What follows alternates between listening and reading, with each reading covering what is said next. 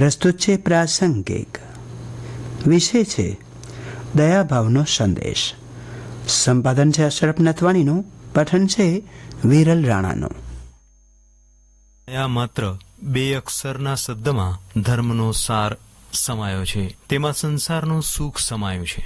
પરિવારમાં દયા શબ્દથી બધાની લાગણીઓ એકબીજાની સાથે જોડાય છે. મહાત્મા ગાંધીના મતે દયાની સરળ ક્રિયાઓ પ્રાર્થનામાં નમેલા 1000 માથા કરતાં વધુ શક્તિશાળી છે. આપણા પરિવારમાં કામ માટે આવતા નોકર ચાકર સાથે પણ આપણે દયાનો ભાવ કેળવવો રહ્યો. તેની માંદગીના સમયે તેના કામનું ભારણ ઓછું કરીને તેને દયાની મદદ કરવી એ પણ દયાનો એક પ્રકાર છે.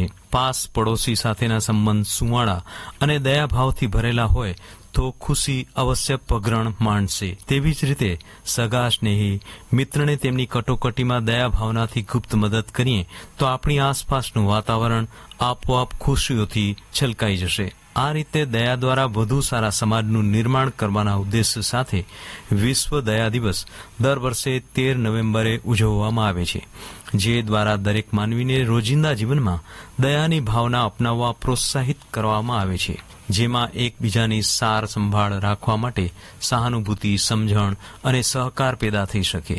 આખરે તે સમાજના દરેક ખૂણે ફેલાઈ જવી જોઈએ. વિશ્વ દયા દિવસની શરૂઆત 1997માં થઈ હોવાનું માનવામાં આવે છે, જ્યારે વિશ્વ દયા ચળવળના ઉદ્ઘાટન સમારોહનું આયોજન કરવામાં આવ્યું હતું. આ કોન્ફરન્સનું આયોજન જાપાનના ટોકિયોમાં કરવામાં આવ્યું હતું. તેણે દયાને સમર્પિત વિશ્વભરની સમાન વિચારધારા ધરાવતા સંગઠનોના સભ્યોને એક સાથે લાવવાનો પ્રયાસ કર્યો. ઓસ્ટ્રેલિયા, નાઇજીરિયા, કેનેડા અને સંયુક્ત આરબ અમીરાત સહિત ઘણા દેશોએ આ ઇવેન્ટમાં ભાગ લીધો હતો. આ સમય દરમિયાન સામેલ ઘણા દેશો 13 નવેમ્બરના રોજ વિશ્વ દયા દિવસ ઉજવવા સંમત થયા હતા. 1998થી આ દિવસને વાર્ષિક ઉત્સવ બનાવવામાં આવ્યો છે.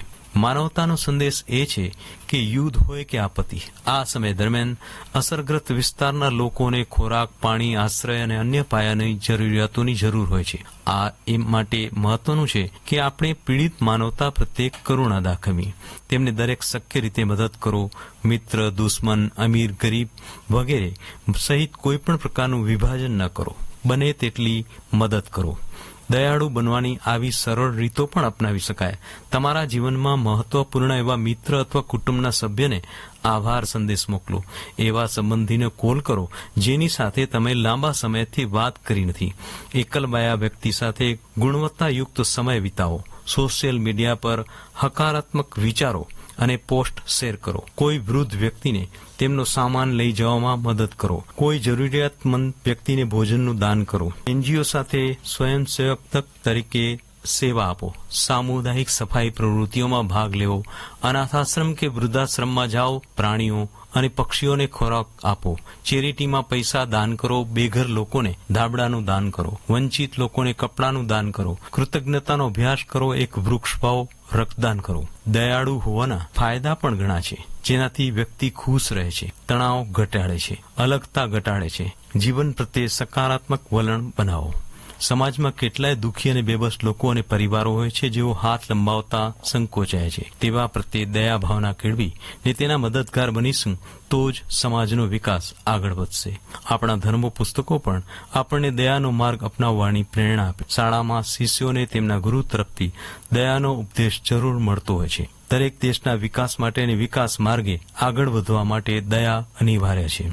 દયા માર્ગે આગળ વધવાથી દેશનો વિકાસ સરળ બને છે. આપણે ઈશ્વરને પ્રાર્થના કરીએ કે બધાના હૃદયમાં દયા ભાવના જાગે અને સમગ્ર વિશ્વમાં શાંતિ સ્થપાય. આપણે સૌ દયા પરમો ધર્મનો સંદેશ અપનાવીએ અને ફેલાવીએ. હમણાં જ આપ સાંભળી રહ્યા હતા પ્રાસંગિક. પ્રસારણ આકાશવાણીના ભુજ કેન્દ્ર પરથી કરવામાં આવ્યું.